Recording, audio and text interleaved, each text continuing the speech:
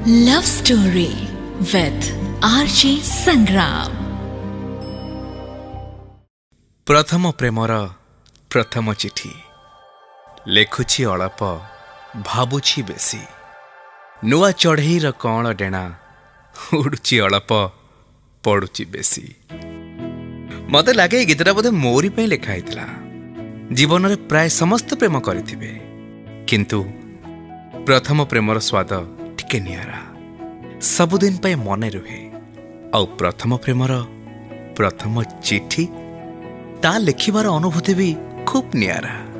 हाँ, आजिकाली WhatsApp Facebook जुगर प्रेम चिठी तार अस्तित्व हरई भी 90 दशक चिठी ही थिला प्रेम को जाहिर करिबा पई बलिष्ठ माध्यम।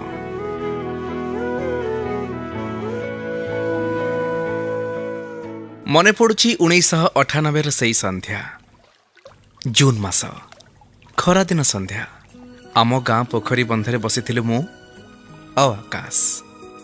मैट्रिक परीक्षा सरी जाई थाए। रिजल्ट को अपेक्षा आमे प्राय संध्यारे एही पोखरी कूल रे खटी करू। आकाश आ मु गोटे हाई स्कूल ले पढ़ू। गोटे गाँर पिलाटी दिनरू आमे सांग। इंग्राजी रे बेस्ट फ्रेंड कहले चलिबो किंतु जिते फ्रेंडशिप थिले भी आम भितर गोटे शीतल प्रतिद्वंदिता थिला। पाठ पढ़ा हो कि खेलकूद सबुथिरे आमे परस्पर ठू गोटे पाद आगे रहिबाकू चेष्टा करथिलु। किंतु सेदिन मु गोटे पाद पछेई जाइथिली जेतेबेले आकाश मो हाथ को से चिठीटी बढ़ाई देला और कहला लव लेटर मते लीजा देछि। एतक कहला बेले से बेस उत्फुल्लित थिला। हाउ ता आखिरे गोटे विशेष प्रकार चमक थिला। से चमक मो पाद तलटा किंतु गरम करि देइतिला। मो चिठीटी नहीं पढ़िली। अधा शब्द बुझी पारलिनी। केवल एतिकी बुझिली झीटे आकाश को चिठी देछि किंतु एथिरे से एते खुशी काहे कि से कथा से दिन मु बुझी पार नथिली।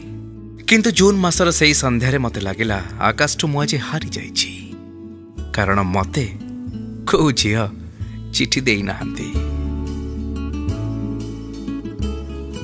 सेदिन रातिरे सोइला बेले मु भी चिंता कली मु भी गोटे झियो को चिठी देबी और से मते दबो। सेही चिठी को नहीं मु आकाश को देखैबी किंतु स्थिर करि पर नथिली काहा को देबी। कौन से झियो विषय भाविला बेल को कुनी ही प्रथमे मो मन को आसीथिला। कुनी मो नानीर सासु घर पड़िसा घर झियो। नानी बाहाला बेल को मु 6ठ श्रेणी रे पढ़ुथिली। बाहाघर पर प्रथम थर नानी सासु घर को जाइथिली। सेतिके बेले मोर कुनी सह प्रथम साक्षात हेतिला। कुनी सेते बेले मो तळ क्लास माने पंचम रे पढुथाए तांको गाँ स्कूल रे। सेते बेले मोर कुनी सहित भल बंधुता हे जाइथिला। जेते दिन मु नानी सासु घर थिली प्राय समय मोर कुनी सहित बितुथिला। गाँ सारा ता सहित मु खेली बुलुथिली। पिजुली तोलिबाठू माछ धरिबा पोखरी रे गाधैबाठू आंब तोलिबा पर्यंत सबु कामरे से मोर सांग थिला। नानी घरे गोटे कंसारे एकाठी जेतेबेले पखाळ खाउथिलु मु केबे भाबी नथिली ता सहित मोर संपर्क कौन। नईकूलर निर्जन पथर बंध उपरे सेदिन विलंबित अपराह्न आमे दिहे हसे खेली हाथ धरधर ही बुलुथिलु। केबे चिंता करि नथिलु ए संपर्कर शेष कोठी। श्रावणर वर्षारे भिजी भिजी आमे जेतेबेले कागज डंगाटी फसई देउथिलु आमे भाबु नथिलु से डंगाटी केते बाट भासी भासी जीव ना पानीर सोता को बुढ़ी दब। क्रमशः मु अनुभव करी नानी घर को जीवार कौन सी सुजोग को मो हाथ छड़ा करू नथिली। तार प्रथम कारण थिला कुनी। शेषर ठीक कली चिठीटे लिखिबी से कुनी पाखको। कागज कलम बाहर कली किंतु केमिति आरंभ करी भाभी पारु नथिली। कौन से झील को चिठी दबा तो दूर कथा सेमिति भी मुझे कहा चिठी लिखि नथिली आज जाए। मो जीवनर प्रथम चिठी मु लिखिथिली गाँ सरपंच पाखक आम साईर नलकूप समस्या को नहीं ता पुणी 7म श्रेणी वार्षिक परीक्षा रे। नीतिदिनिया जीवन रे केबे चिठीटी लिखि नथिली कारण तार कौन से आवश्यकता पड़ी नथिला। तेणु केमिति आरंभ करी मु भाभी पार नथिली। मने पड़ी जाइथिला आकाश देखैथिबा चिठीटी विषय रे। मोर प्रिय आकाश एइठु चिठीटा आरंभ होइतिला। तेणु मु मते लिखिदेली मोर प्रिय कुनी। କିନ୍ତୁ ତାପରେ ମୋ କଲମ ଅଟକି ଯାଇଥିଲା। ଯାହା ସହ କଥା ହେଲା ବେଳେ ମୋ ପାଟିରେ କେବେ ବାଟୁଳି ବାଜେନି, ଆଜି ତା ପାଖକୁ ଚିଠି ଲେଖିଲା ବେଳକୁ ମୁଖ୍ୟ ପ୍ରତିବନ୍ଧକ ଥିଲା ଭାଷା। ମୋର ପ୍ରିୟ କୁନି, ବାସ୍ ସେଇ 3ଟି ଶବ୍ଦ ଲେଖି ମୋ କଲମ ଯେମିତି ଅଟକି ଯାଇଥିଲା। ରାତିର ବେଗ ବଢ଼ିବା ସହିତ ଶରୀରର କ୍ଳାନ୍ତି ଯୋଗୁଁ ଚିଠି ଲେଖା ସେଇଠି ରହିଗଲା। ମୋ ଆଖିକୁ କେତେବେଳେ ନିଦ ଆସିଯାଇଥିଲା ମୁଁ ଜାଣିପାରିନଥିଲି। ସ୍ୱପ୍ନ ଦେଖିଲି ଗୋଟେ ସୁନ୍ଦର ବଗିଚା ଭିତରେ ମୁଁ ବୁଲୁଛି। ରଙ୍ଗ ବେରଙ୍ଗର କେତେ ଯେ ଫୁଲ ଫୁଟିଛି, ପକ୍ଷୀମାନେ ଗୀତ ଗାଉଛନ୍ତି, ପ୍ରଜାପତି ଏ ଫୁଲରୁ ସେ ଫୁଲକୁ ଉଡ଼ି ବୁଲୁଛି। ତାରି ଭିତରେ ମୁଁ କୁନିକୁ ଦେଖିଲି। ଆଜି କାହିଁକି କୁନି ମୋତେ ପ୍ରଥମ ଥର ଟିକେ ଅଲଗା ଲାଗୁଥିଲା, ପରିଟିଏ ପରି ଦିଶୁଥିଲା। ମୁଁ ତା ପଛରେ ଧାଇଁଲି, ଜୋରରେ ଧାଇଁଲି। ସେ କିନ୍ତୁ ଧରା ଦଉନଥିଲା। ତା ପରଦିନ ବହୁ କଷ୍ଟରେ ମୋ ପ୍ରିୟ କଲମଟି ଦେଇ ଗୋଟେ ଦିନ ପାଇଁ ଆକାଶଠୁ ତା ଚିଠିଟା ଆଣିଲି। ସେଦିନ ରାତିରେ ସମସ୍ତେ ଶୋଇସାରିଲା ପରେ ସେ ଚିଠିଟିକୁ ଅନବରତ 2-4 ଥର ପଢ଼ିବାକୁ ଲାଗିଲି। ସେ ଚିଠିର କୋଉ ଭାଷା ମୋର ବୋଧଗମ୍ୟ ହଉନଥିଲା। ମୋ ମୁଣ୍ଡରେ କିଛି ପଶୁନଥିଲା। ଚିଠି କେମିତି ଲେଖିବି ଯେ? ମୁଁ ଯଦି ଚିଠି ନ ଲେଖେ, କୁନି କେମିତି ମୋ ଚିଠିର ଉତ୍ତର ଦେବ? ମୁଁ ଆକାଶକୁ କେମିତି ମୋ ଚିଠି ଦେଖେଇବି? ଶେଷରେ ସ୍ଥିର କଲି ଆକାଶର ଚିଠିଟା ଉତାରିଦେବି। ଏମିତି ପୂର୍ବରୁ ତା ଖାତାରୁ ବହୁତ ଥର ଉତାରି ସାରଙ୍କୁ ଦେଖେଇଛି। ଆଜି କିନ୍ତୁ ଗୋଟେ ଭିନ୍ନ ଅନୁଭୂତି ହେଉଥିଲା। ଲେଖିବାକୁ ଆରମ୍ଭ କଲି।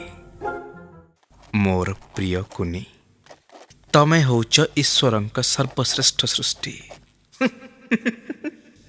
ମତେ ହସ ଲାଗିଲା।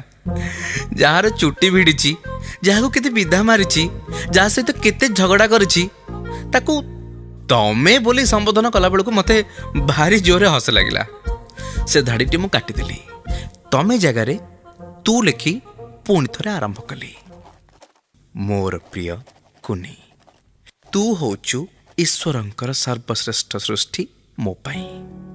ଗୋଟିଏ ମାତ୍ର ସ୍ଥାନ ଅଛି ଯୋଉଠି ମୁଁ ସବୁବେଳେ ତତେ ପାଇବି। ସେ ସ୍ଥାନଟି ହେଉଛି ମୋ ହୃଦୟ। ତୁ ହେଉଛୁ ମୋ ହୃଦୟ ବଗିଚାର ଏକମାତ୍ର ଗୋଲାପ।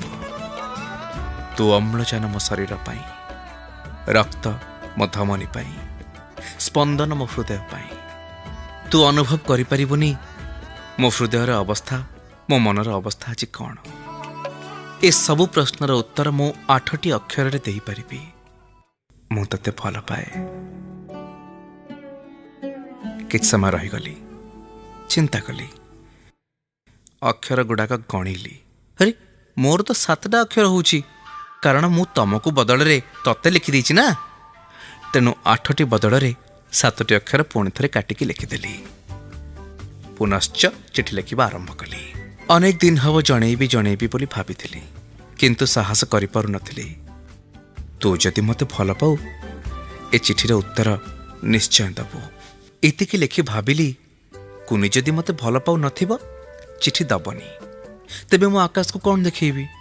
ତେଣୁ ଶେଷରେ ମନକୁ 2 ଧାଡ଼ି ଲେଖିଦେଲି, ତୁ ଭଲ ପା ନ ପା, ଚିଠି ନିଶ୍ଚୟ ଦେବୁ। ଚିଠି ତଳେ ନିଜ ନାଁ ଲେଖି ଚିଠିଟିକୁ ଭାଙ୍ଗି ଗୋଟେ ଲଫାଫାରେ ପୁରେଇ କୁନି ନାଁ ଆଉ ଠିକଣା ଲେଖି ଡାକ ବାକ୍ସରେ ପକେଇଦେଲି।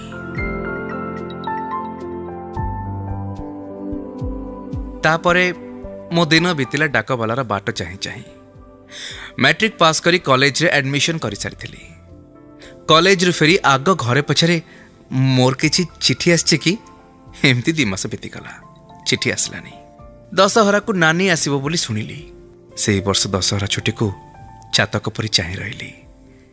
ନାନୀ ଆସିବ ବୋଲି ନୁହେଁ, ନାନୀ ଆସିଲେ କୁନିର ଚିଠି ଆଣିକି ଆସିଥିବ, ସେଇ କ୍ଷଣକ ସମ୍ଭାବନା ପାଇଁ।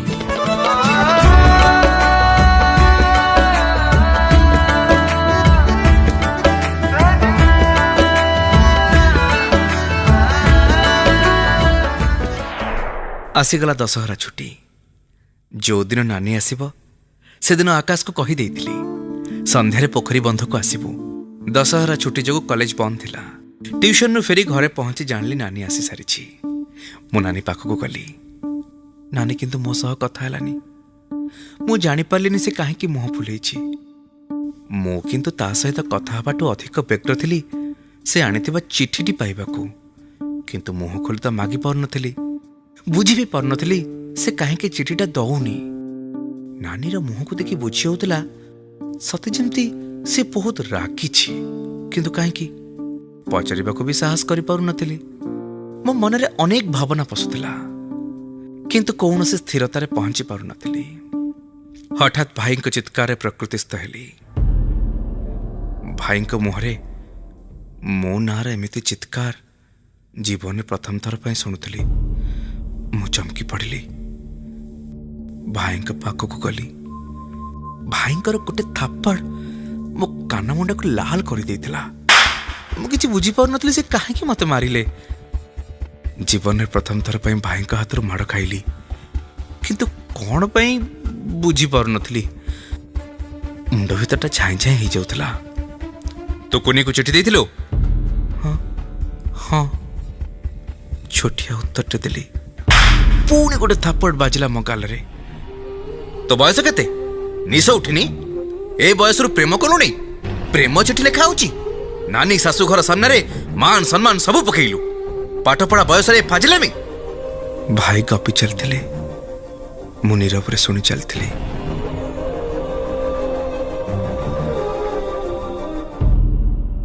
ତା ପରର ଗୋଟେ ମାସ ଥିଲା ମୋ ଜୀବନର ସବୁଠୁ ପୀଡ଼ାଦାୟକ ସମୟ। ପରିବାରର ସମସ୍ତେ ପ୍ରତିଟି କଥାରେ ମୋତେ କଟୁବାକ୍ୟ କହିବା ପାଇଁ କୌଣସି ସୁଯୋଗ ହାତଛଡ଼ା କରୁନଥିଲେ। ସେଦିନଠୁ ନାନୀ ଶାଶୁଘରକୁ ଯିବା ଏବଂ କୁନି ସହିତ ମୋର ସମ୍ପର୍କ ଶେଷ ହେଇଗଲା।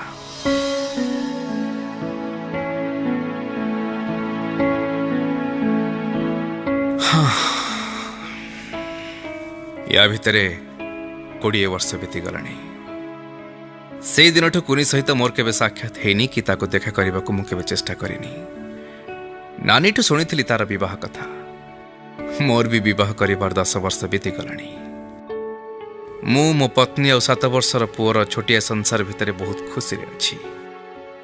କିନ୍ତୁ ସେ ଚିଠି କଥା ଓ ସେ ସମୟର କଥା ଆଜି ମନେ ପଡ଼ିଲେ ମୋର ମନେ ପଡ଼ିଯାଏ ସେତେବେଳେ ମୋ ମନରେ ଉଠୁଥିବା ଅବୁଝା ପ୍ରଶ୍ନ ସବୁ। ଆଜି ସେସବୁ ପ୍ରଶ୍ନର ଉତ୍ତର ମୁଁ ପାଇସାରିଛି। ବେଳେବେଳେ ମୋ ପତ୍ନୀ ଓ ପୁଅ ଘରେ ନଥିଲା ବେଳେ ସନ୍ଧ୍ୟାରେ ବାଲକୋନିରେ ବସି ମୁଁ ଯେତେବେଳେ ରାମର ଦୀପେକ ପିଇ ସାରିଥାଏ, ସେତେବେଳେ କୁନି କଥା ବହୁତ ମନେ ପଡ଼େ। ସେ ଚିଠି କୁନି ପାଖରେ ପହଞ୍ଚିଥିଲା କି ତାଙ୍କ ପରିବାରର ଆଉ କେହି ପାଇ ନାନୀକୁ କହିଦେଇଥିଲେ, ମୁଁ ଆଜି ବି ଜାଣିନା। ଆପଣମାନଙ୍କ ମନରେ ପ୍ରଶ୍ନ ଉଠୁଥିବ, ମୁଁ ଚାହିଁଥିଲେ ପରେ ନାନୀଠୁ ତ ବୁଝିପାରିଥାନ୍ତି। ହଁ, ବୁଝିପାରିଥାନ୍ତି, କିନ୍ତୁ ମୁଁ ଜାଣିକି କେବେ ବି ନାନୀକୁ ସେ କଥା ପଚାରିନି। କାରଣ ଆଜି ବି ମୋ ମନରେ ଗୋଟେ ସମ୍ଭାବନା ବଞ୍ଚି ରହିଛି। ସେ ଚିଠି କୁନି ପାଖରେ ବୋଧେ ପହଞ୍ଚି ନଥିଲା। ମୋ ଅଜାଣତରେ ହେଇଥିବା ପ୍ରଥମ ପ୍ରେମର ସେ ପ୍ରଥମ ଚିଠି ଯଦି କୁନି ପାଖରେ ପହଞ୍ଚିଥାନ୍ତା, ହୁଏତ ଏ କାହାଣୀ ଆଜି ଆଉ କିଛି ରଙ୍ଗ ନେଇଥାନ୍ତା। ଖଣ୍ଡି ଉଡ଼ା ଦଉଥିବା ସେ ଚଢ଼େଇଟି ଆଜି ପ୍ରେମ ପକ୍ଷୀ ହେଇ ଉଡ଼ୁଥାନ୍ତା। ସେଇ ସମ୍ଭାବନା ଯୋଗୁଁ ଆଜି ବି କୁନି ମୋ ହୃଦୟରେ କୋଉ ଏକ କୋଣରେ ଘରଟିଏ କରି ସେ ଏମିତି ରହିଛି।